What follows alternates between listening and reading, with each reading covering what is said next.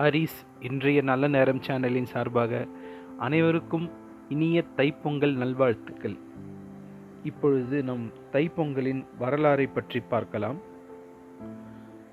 இந்த வீடியோவை முழுவதுமாக ஸ்கிப் செய்யாமல் பார்த்தால் மட்டுமே உங்களுக்கு இந்த வீடியோ புரியும். இந்த சேனலை நீங்கள் இதுவரை சப்ஸ்கிரைப் செய்யவில்லை என்றால் சப்ஸ்கிரைப் செய்து மறக்காமல் பக்கத்தில் இருக்கும் பெல் ஐக்கானை பிரஸ் செய்யவும். இப்பொழுது வீடியோக்குள் செல்வோம். தைப்பொங்கலின் வரலாறு. தைப்பொங்கல் என்பது ஒவ்வொரு வருடமும் தை மாதம் 1ஆம் தேதி உலகெங்கும் வாழும் தமிழ் மக்களால் கொண்டாடப்படும் ஒரு தமிழ் பண்டிகை.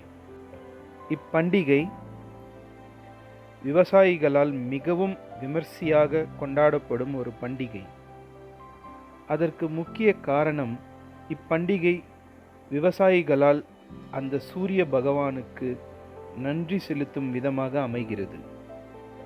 ஆடி மாதத்தில் பயிரிடப்பட்ட நெல் தை மாதத்தில் அறுவடை செய்யப்பட்டு நல்ல விளைச்சலை தந்தமைக்காக மழையை பொழிந்த அந்த இந்திர பகவானுக்கும், அளவோடு சூரியனை தந்தமைக்காக சூரிய பகவானுக்கும், விவசாயம் செய்ய உதவிய கால்நடைகளுக்கும் நன்றியை தெரிவித்து படையலை செலுத்துவதே இந்த 4 நாட்களின் சிறப்பு.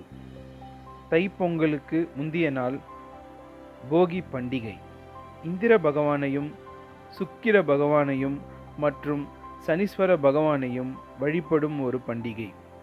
போகி பண்டிகையின் வரலாறு, அதன் சிறப்பு மற்றும் கொண்டாடுவதற்கான காரணம் அனைத்தும் தமிழில் பேசி வீடியோவாக பதிவிட்டுள்ளேன்.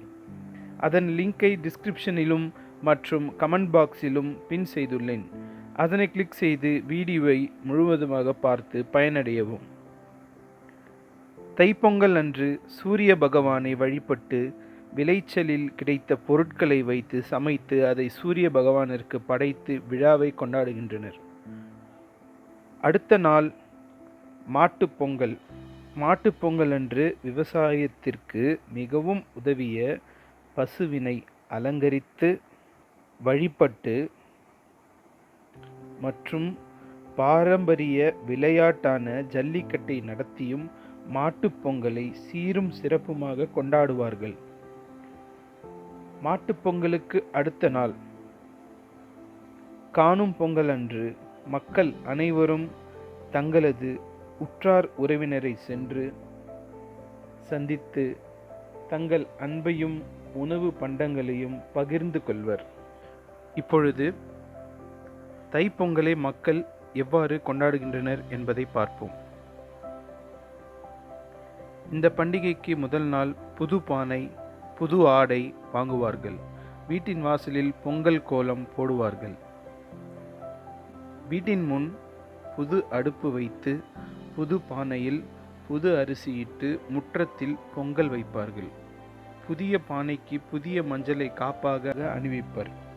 பொங்கலுக்கு புதிய கரும்பு, புதிய காய்கறிகள் என அனைத்தும் புதியவைகளையே பயன்படுத்துவார்கள்.